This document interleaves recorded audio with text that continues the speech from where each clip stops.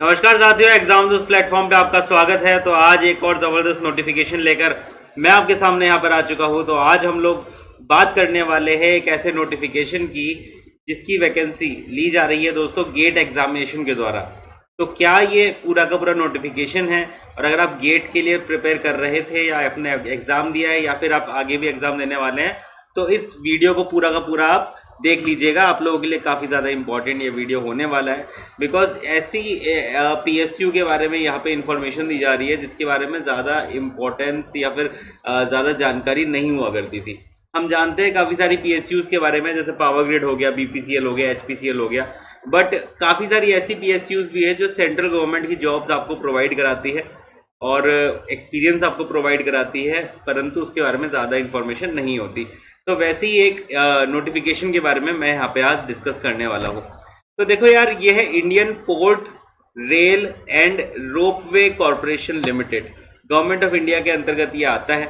इसके अंदर वैकेंसी निकाली गई है recruitment of GATE qualified project site engineer की। ये पूरी वैकेंसी है जो कि कॉन्ट्रेक्चुअल बेसिस के ऊपर होने वाली है। अगर आप ऑलरेडी प्रिपरेशन कर रहे हैं और अगर आप चाहते हैं कि प्रिपरेशन के दौरान भी आप किसी जॉब एक्सपीरियंस को अगर ले ले, तो फिर आप लोगों के लिए वैकेंसी होने वाली है। 8/9/2025 को इस वैकेंसी को निकाला गया है यहाँ पर। Indian port rail and ropeway corporation limited की तरफ से ये वैकेंसी हमारी निकल कर आई है। तो क्या कितनी कितनी वैकेंसीज है उसके बारे में यहाँ पे बात कर लेते हैं। तो अगर हम सिविल इंजीनियरिंग की बात करें तो टोटल 10 वैकेंसी यहाँ पर निकल कर आई है। प्रोजेक्ट साइट इंजीनियर इलेक्ट्रिकल की बात करें तो 4 वैकेंसीज है।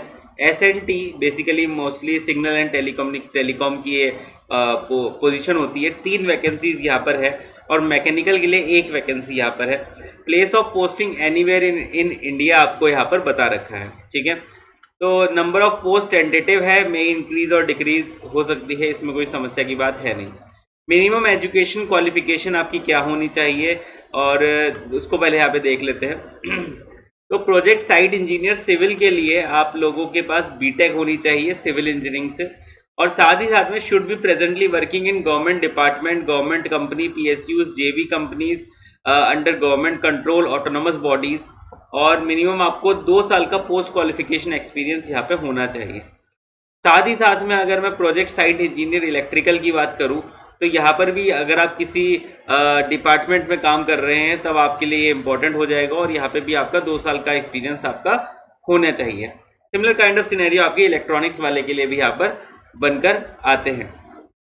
एज लिमिट की बात कर लेते हैं। तो मैक्सिमम एज लिमिट यहाँ पे 32 साल की आपकी है, क्योंकि 2 साल का एक्सपीरियंस आपसे मांगा गया है। और मंथली रिम्यूनरेशन की बात कर लेते हैं तो 54,000 प्लस HRA आपको मिलने वाला है। तो HRA अलग अलग कह सकते हो सिटीज़ के हिसाब से वेरी करता है। तो वो आपको X, Y और Z सिटी में 10,000, 7,500 और 4,000 मिलने वाला है, ठीक है। इसके साथ साथ आपका PF कंट्रीब्यूशन भी होगा 12% के आसपास, वो भी अलग से आप देख सकते हैं। प्लेस ऑफ पोस्टिंग की बात कर लेते हैं। तो एनीवेयर इन इंडिया यहाँ पे इन्होंने बता रखा है, ठीक है।